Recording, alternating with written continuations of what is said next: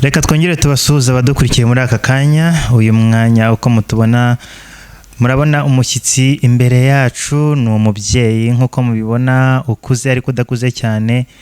Rero tukaba tumufiteho amakuru menshi cyane, namwe kandi mwakwishimira kumva amakuru y'ubuhamya butandukanye. Ni umubyeyi nk'uko mubibona, araza kutwibwira kandi anatubwire ibitangaza bitandukanye Imana yagiye mukorera.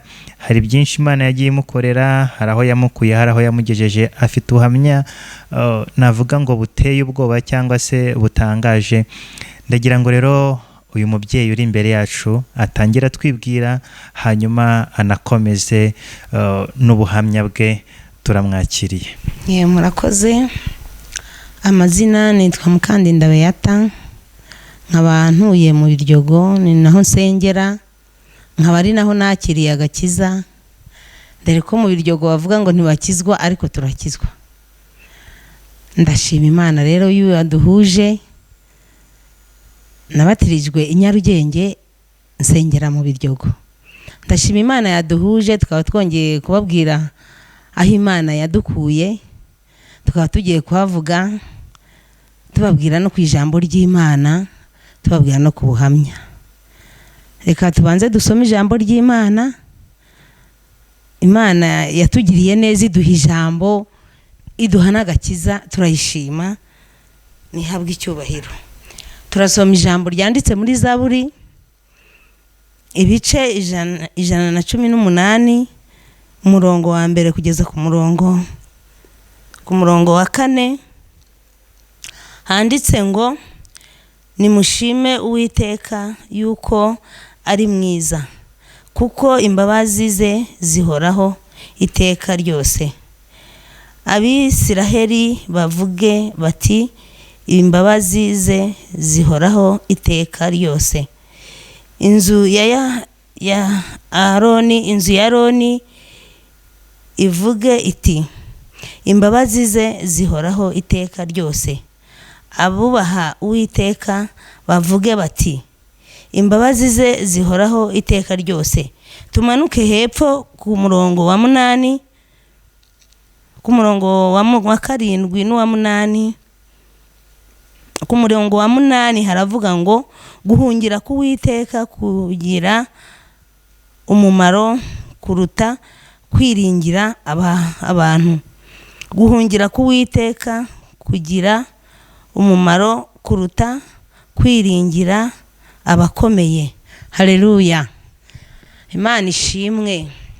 Iryo ni ijambo rimfasha cyane mu buhamya bwanjye. Ni ijambo numva rimfasha muri kavukire yanjye y'agakiza. Imana yaramfashije, nsanga kuyishima ari byiza, kuko iyo ushima Imana, Imana nayo irakwemera ikagukunda. Ndashima Imana rero yuko yampaye agakiza.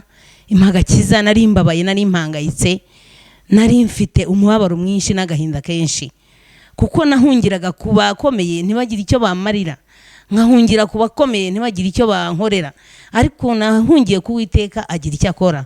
Ndamushimye, ndamunezerewe neza muri iki gihe, muri aka kanya ndamushimye. Hariho igihe nawe wahungira ku bakomeye ntibagire icyo bakumarira, ariko ndakwinginze ngo uhungire ku Uwiteka. Ngewe mu buhamya bwanjye, Imana yangiriye ubuntu. Imana imfata narimerewe nabi, Imana imfata ndi umusinzi, Imana imfata mu byaha byinshi, inkura mu magana menshi y'abanyabyaha. Imana imfatira ku mupfumu, ngiye gushaka imiti yo kugira ngo mbyare, kuko nabyaraga bikomeye, nkabyara abana bapfa, mbyara abana bapfa, ngeza mu mbyaro nyinshi cyane, ariko biturutse kuri karande. Karande nimbi, karande zifata umuntu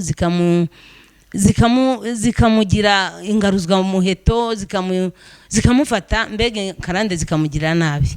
Ngeraho mu kugira ngo mbone kugira neza kw'Imana, Imana yansanze ku mupfumu ari mu gitondo nzindutse.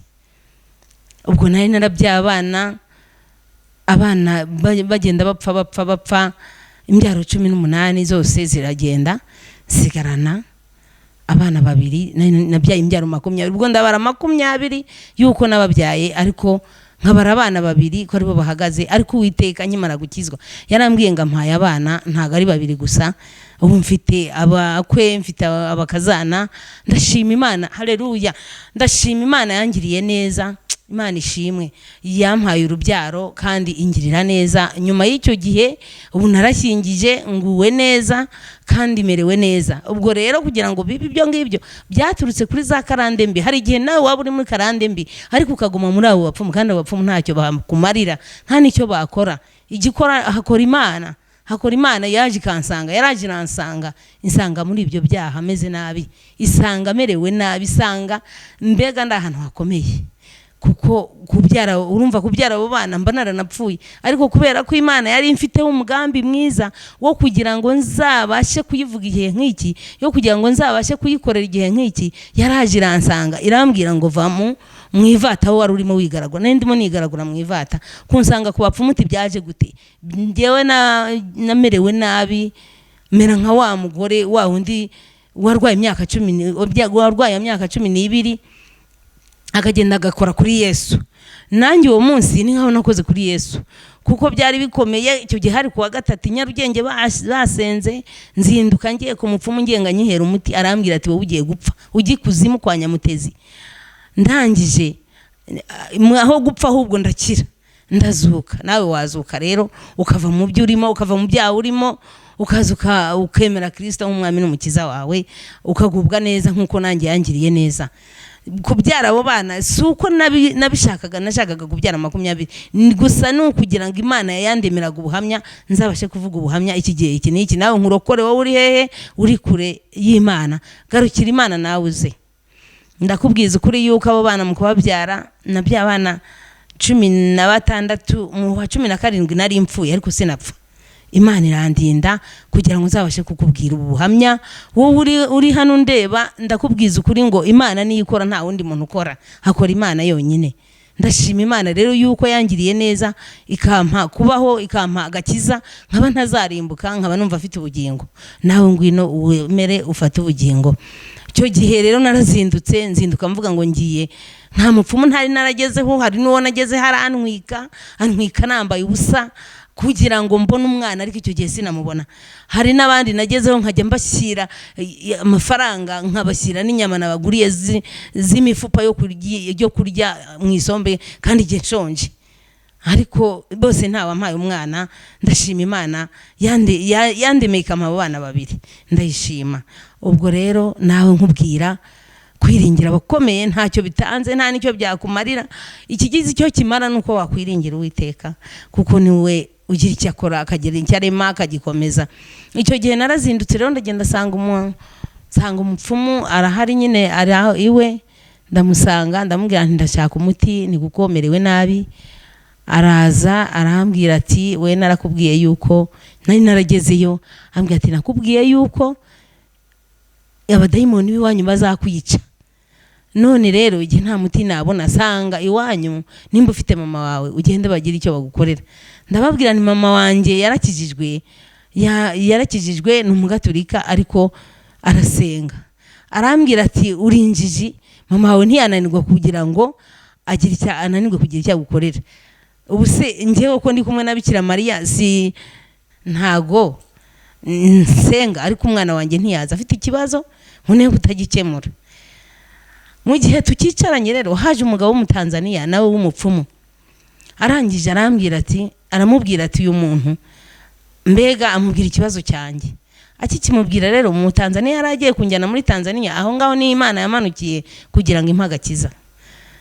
Ngiye kumva mu gihe barimo bavugana, numva ijwi rinjemo, numva rimvugiyemo rirambwira ngo haguruka ujye mu gakinjiro urakira. Mbanza kurirwanya kuko sinari nzi ibyijwi. Njyewe urumva nari umupagani, ninyweraga kayoga, nkirira ubugoro, mbega nari umupagani wujuje ibyangombwa. Nari n'umurwanyi, naranarwanaga da, kuko iyo uri umupagani nta n'icyo usiga inyuma, byose narabikoraga.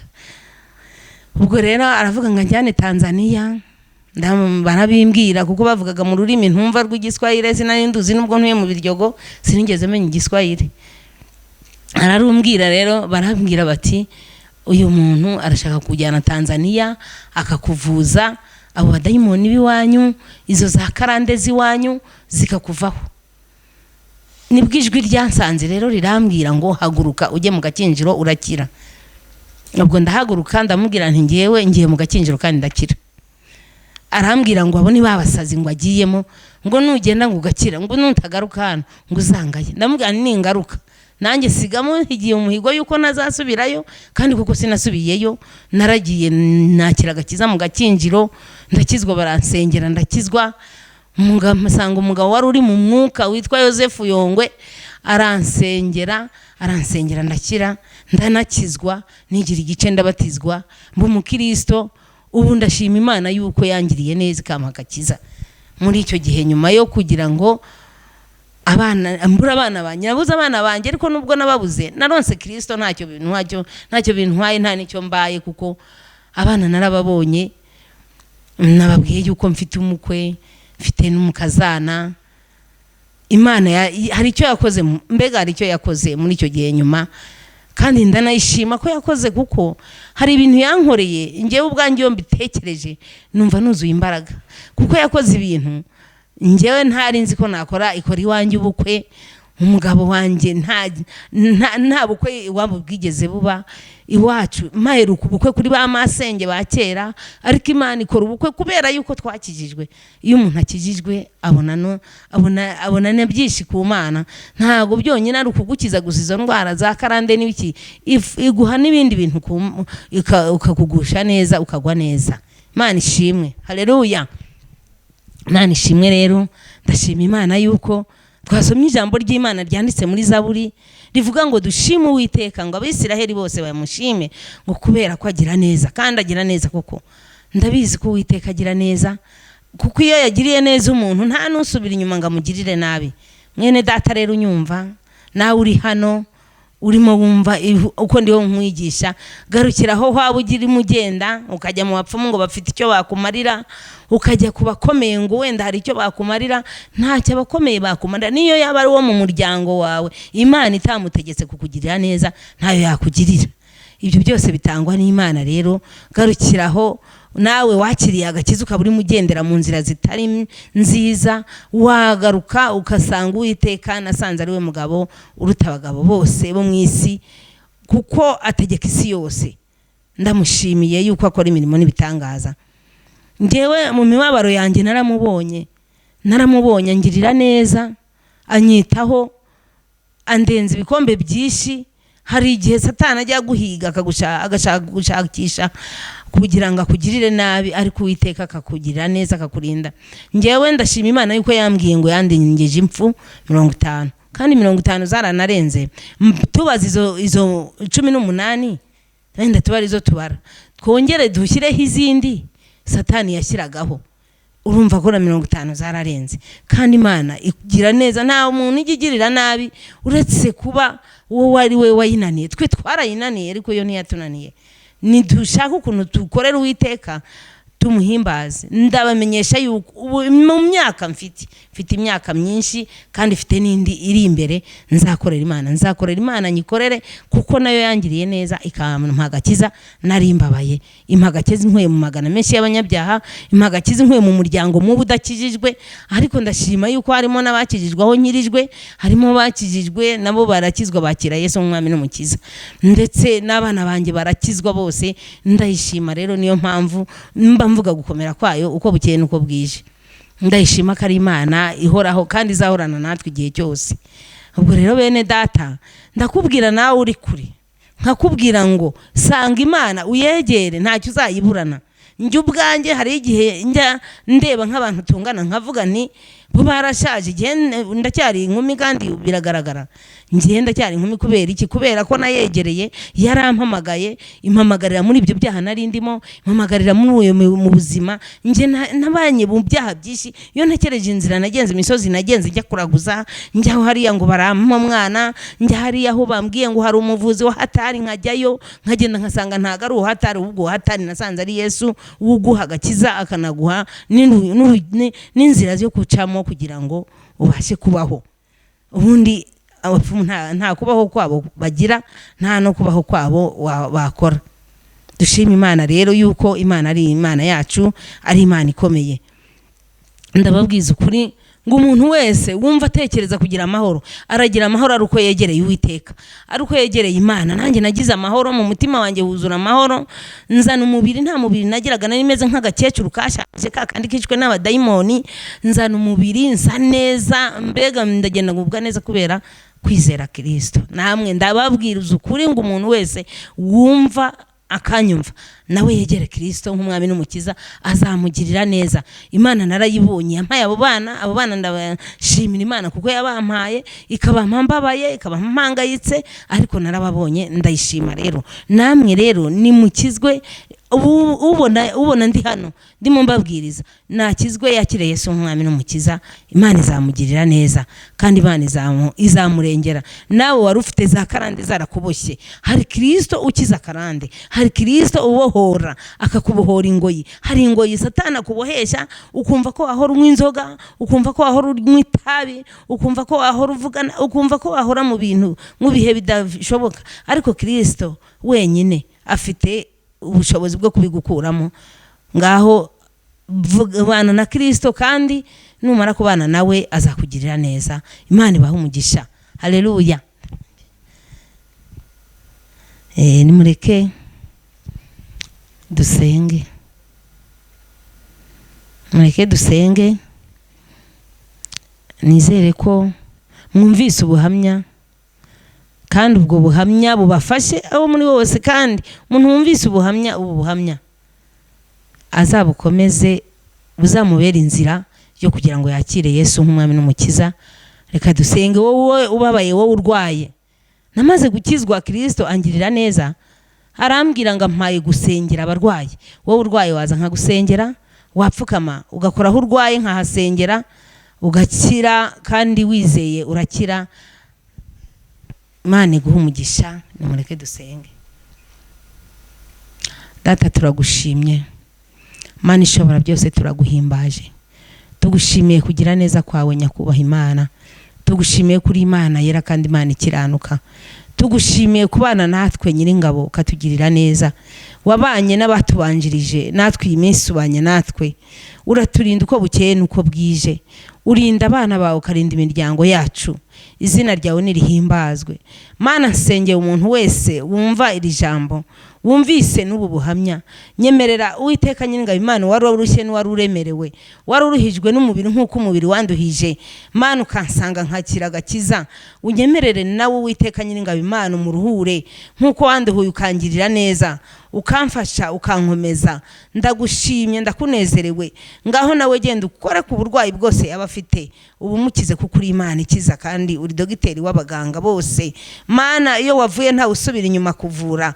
Nzi kuvura ugakiza ukiza inkovu zo mu mutima, ugakiza n'inkovu z'imibiri. Nyemerera ukize buri wari we wese uri kumva iri jambo ryawe, kandi Mana ishobora byose utugirire neza.